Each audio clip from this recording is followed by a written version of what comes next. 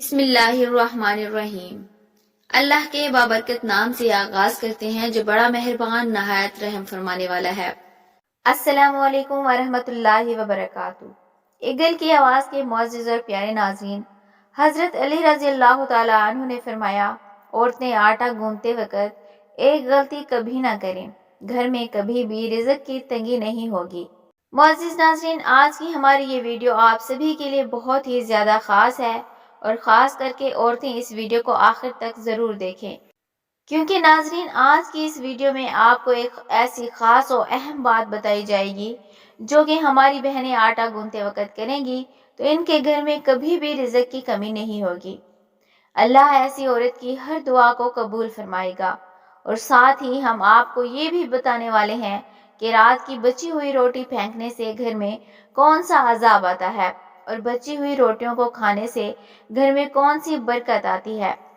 ناظرین، ایک مرتبہ ایک عورت حضرت علی رضی اللہ تعالیٰ عنہ کی بارگاہ میں حاضر ہوئی اور دست ادب کو جوڑ کر گڑ گڑا کر عرض کرنے لگی، یا علی، میری دعائیں اللہ کی بارگاہ میں قبول نہیں ہوتی، نہ ہی میرے پاس اتنا وقت اور طاقت ہے کہ میں ساری رات بیٹھ کر اللہ کی عبادت کر سکوں۔ مجھے آپ کوئی ایسا آسان سا عمل بتائیں جس کو کرنے سے اللہ کی بارگاہ میں میری دعائیں پوری ہو جائیں۔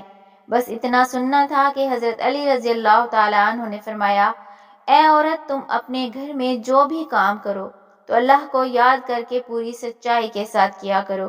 جب بھی کسی سے گفتگو کرو تو محبت و احترام سے کیا کرو۔ تمہارا یہی عمل بھی ایک عجیب عبادت ہے۔ اور اس کے ساتھ ساتھ تم جب بھی آٹا گوندنے بیٹھو تو ایک مرتبہ بسم اللہ شریف پڑھ کر اللہ سے یہ کہو کہ اے اللہ، تو نے اپنی اس بندی کو یاد کیا، تو نے مجھ تک رزق پہنچایا اور رزق پکانے کی طاقت تو نے مجھے عطا کی۔ اے اللہ، اپنی محبوب کے صدقے اس میری دعاؤں کو قبول فرما۔ اے عورت، یاد رکھنا، جب اللہ کا رزق انسان اپنے لیے یا اپنے گھر والوں کے لیے بناتا ہے تو اس وقت اللہ سے مانگی گئی دعا کو اللہ کبھی بھی رد نہیں کرتا ہے۔ ناظرین، اس کے بعد اس عورت نے پھر پوچھا، حضرت علی رضی اللہ عنہ، زندگی میں مصیبت اور پریشانیاں آنے کی سب سے بڑی وجہ کیا ہوتی ہے؟ تو یہی سننا تھا کہ حضرت علی رضی اللہ تعالیٰ عنہ نے پھر فرمایا، اے عورت، یاد رکھنا، اچانک سے عذاب آنے کی سب سے بڑی وجہ اللہ کے رزق کی بد دعا ہی ہے۔ یہ سن کر وہ عورت حیرت سے پوچھنے لگی، یا علی، رزق کی بد دعا وہ کیسے؟ تو یہاں سن کر حضرت علی رضی اللہ تعالیٰ عنہ نے فرمایا، اے عورت، جب انسان بچے ہوئے کھانے کو زمین پر پھینک دیتا ہے اور اس کے بعد وہ اللہ کا رزق زمین میں پیروں تلے کو چلتا ہے تو اس وقت وہ رزق اللہ سے فریاد کرتا ہے، اے اللہ، تو نے مجھے انسان کے لیے پیدا تو کیا، لیکن انسان میری قدر سے ناواقف ہو کر مجھے پیروں تلے کچل رہا ہے۔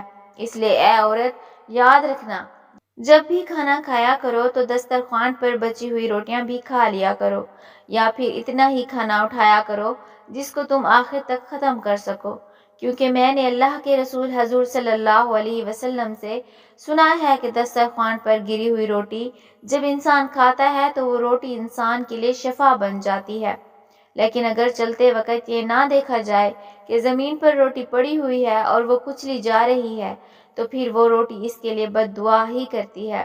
اس لیے اے عورت، جب بھی زمین پر گری ہوئی روٹی دیکھو تو اللہ کا نام لے کر اس روٹی کو اٹھا لو، اور پھر اس روٹی کو کسی ایسی جگہ رکھ دو جہاں پر وہ پیروں تلے نہ کچلی جائے اور دوسری اللہ کی مخلوقات اسے آرام سے کھا سکے۔ اے عورت، اس عمل سے اللہ کا رزق تمہارے لیے دعائیں کرے گا، اور رزق کی دعائیں اللہ تعالیٰ کبھی رد نہیں کرتا۔ ناظرین، اسی طرح ایک مرتبہ ایک شخص اپنے گھر سے باہر رات کی بچی ہوئی روٹیوں کو باہر پھینک رہا تھا۔ اسی وقت حضرت علی رضی اللہ عنہ نے اس شخص کو دیکھ لیا تو آپ نے اس شخص کے قریب گئے اور فرمانے لگے، اے شخص، یاد رکھنا، رات کی بچی ہوئی روٹی پر اللہ کا نور برستا ہے۔ رات کی بچی ہوئی روٹی میں برکت اور خوشحالی کی ضمانت ہوتی ہے۔ یہ سن کر وہ شخص عرض کرنے لگا، یا علی، وہ کیسے؟ تو آپ نے فرمایا، اے شخص، جب انسان اپنے سامنے کھانے کے لیے روٹی رکھتا ہے تو وہ روٹی خوشی سے اللہ کے دربار میں فریاد کرتی ہے، اے اللہ، تو نے مجھے پیدا کیا اور آج تیرا بندہ جسے تو نے اشرف المخلوقات کہا ہے وہ مجھے کھا رہا ہے۔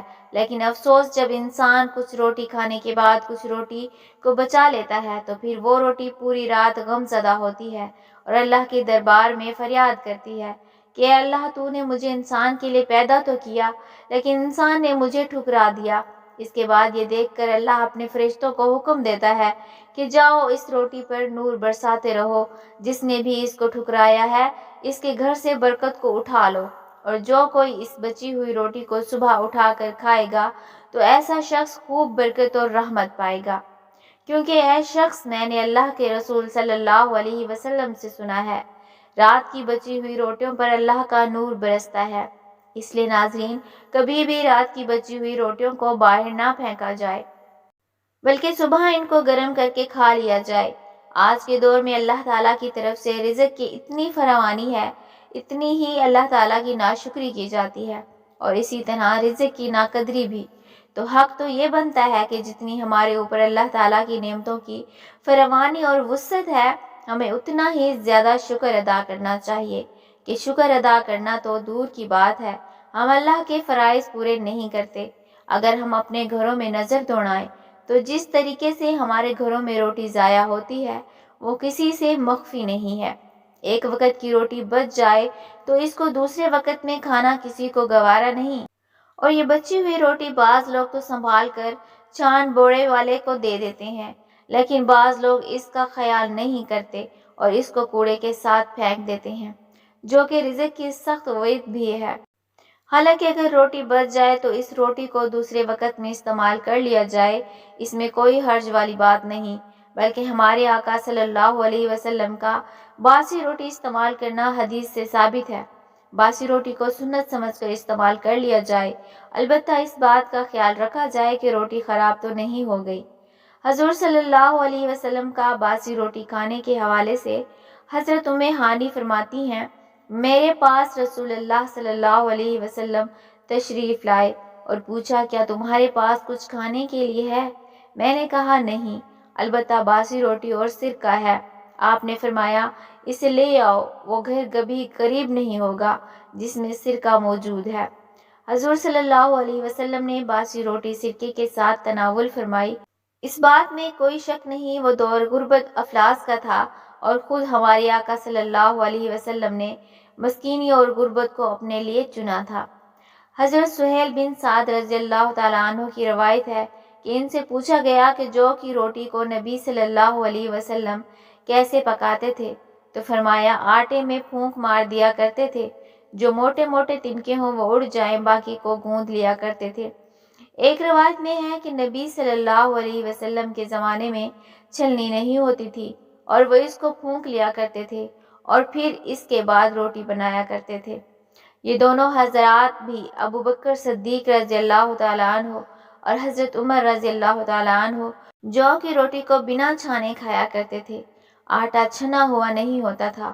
قصائص نبوی صلی اللہ علیہ وسلم میں ہے کہ آج کل گیہوں کی روٹی بھی بغیر چھنے کھانا مشکل سمجھا جاتا ہے، حالانکہ بغیر چھنے آٹے کی روٹی جلد ہضم ہوتی ہے۔